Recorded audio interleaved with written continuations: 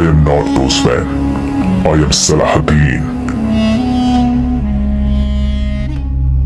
मध्यकालीन युग में दुनिया ने कई अत्याचारी हमलावर देखे जो आए दिन तबाही मचाते, लूटपाट करते, जो साम्राज्यवाद की नीति से नरसंहार करते।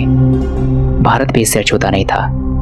इन हमलावरों के लिए कोई उसूल, कोई कानून मायने नहीं रखते थे। लेकिन उसी दौर में एक ऐसा योद्धा भी जन्म लेता है जिसकी पूरी जिंदगी उसूलों पर ही चलती रही, जिसके प्रतिद्वंदी भी उसकी उदारता के गुणगान करते, जिसकी कुशल युद्ध नीति ने मुसलमानों की सत्ता को मजबूत बनाया, जिसने अपनी दरियादिली से दुनिया में अपना परचम लहराया। वो शख्स था सलाहुद्दीन।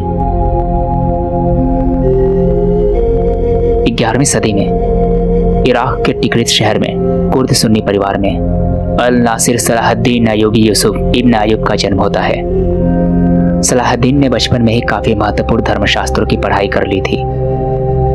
इसने कुरान के साथ साथ खगोल विज्ञान, गणित और कानून की शिक्षा भी हासिल की। सलाहुद्दीन ने शुरुआती सैन्य प्रशिक्षण अपने चाचा से प्राप्त की। शुरुआत में सैनिक के तौर पर शामिल हुए सलाहुद्दीन को छोटी मोटी लड़ाइयों में भाग लेने का मौका मिला, पर कुशल सैन्य नीति की बदौलत वह लश्कर में अपनी पहुंच को बनाता गया और बहुत ही जल्द लश्कर ने उसे अपना हीरो मान लिया। सलाहुद्दीन की बहादुरी और युद्ध की समझ को देखते हुए साल 1179 में उसे सेनापति नियुक्त कर दिया गया और सलाहुद्दीन के चाचा शिखोह की मृत्यु के बाद सलाहुद्दीन को काहिरा में फातिमीद राजवंश के खलीफा ने अपना वजीर नियुक्त कर लिया। वजीर बनते ही फातिमीद साम्राज्य को सलाहुद्दीन ने कमजोर करना शुरू कर दिया और फातिमीद की पैदल सेना को खत्म करके अपनी स्थिति को सुदृढ़ कर लिया और आखिरकार 1171 में फातिमीद खलीफा को खत्म करके सलाहुद्दीन ने बगदाद में सुन्नी खलीफा को मान्यता दे दी।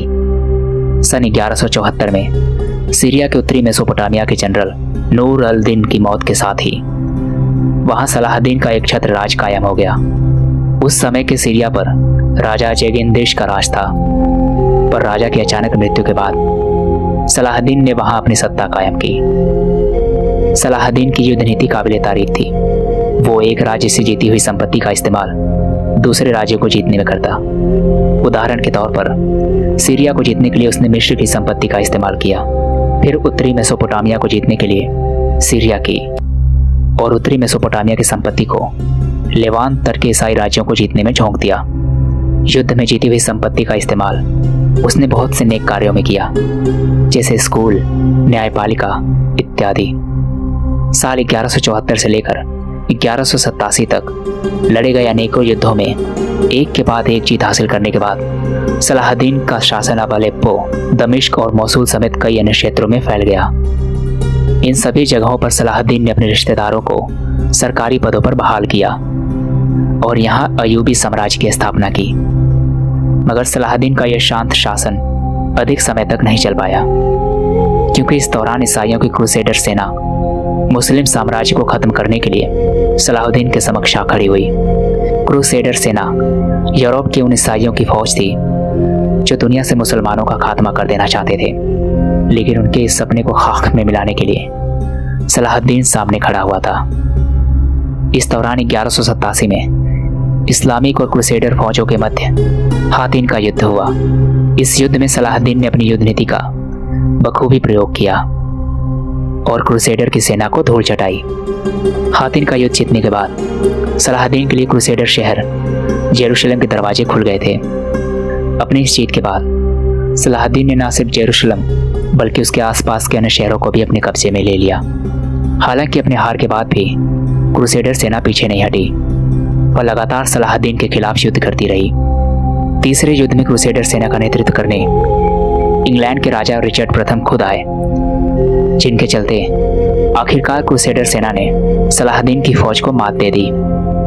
युद्ध में हार के बाद सलाहुद्दीन ने राजा रिचर्ड के साथ समझौता कर लिया, जिसके तहत वो राजा को इस बात पर मनाने के लिए कामयाब रहा कि जेरूशलेम में मुस्लिम समुदाय का प्रभुत्व बरकरार रहे। जेरूशलेम में जब सलाहुद्दीन का राज था तो वहां रहने वाले ईसाइयों को अपनी मौत का खौफ सताने लगा। उन्हें डर था कि कहीं सलाहुद्दीन की फौज इनकी हत्या न कर दे हालांकि ऐसा नहीं हुआ और सलाहुद्दीन ने अपनी उदारता और एक सच्चा मुस्लिम होने का सबूत देते हुए एक मिसाल कायम की। उसने न सिर्फ ईसाइयों को खुल के जीने का हक दिया बल्कि उन्हें सम्मान भी दिया। सलाहुद्दीन की यह उदारता केवल जेरूशलम में रह रहे ईसाइयों तक ही सीमित नहीं थी। साल 1192 में सम्राट रिचर्ड के बीमार होने पर उसने आपसी भावना का सम्मान करते हुए खुद के चिकित्सक को राजा की इलाज के लिए भेजा। इतना ही नहीं, जब युद्ध के दौरान रिचर्ड का घोड़ा मर गया तो सलाहुद्दीन और उसकी फौज ने सम्मान पूर्वक रिचर्ड को युद्ध भूमि से जाने दिया और बाद में उन्हें 2 घोड़ों की पेशगी की। सलाहुद्दीन के इस उदार व्यक्तित्व ने क्रूसेडर और मुस्लिम समुदाय के आपसी संबंधों को भी सुधारा। साल 1193 में महज 57 साल की उम्र में सलाहुद्दीन इस दुनिया से रुखसत हो गया। हालांकि मरने से पहले उसने मुस्लिम साम्राज्य का काफी हद तक विस्तार कर दिया था।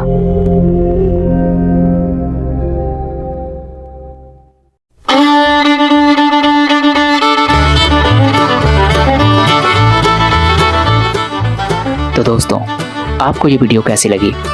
अगर अच्छी लगी हो तो लाइक, शेयर एंड कमेंट जरूर करें। तो फिर मिलता हूँ आपसे। Thank you.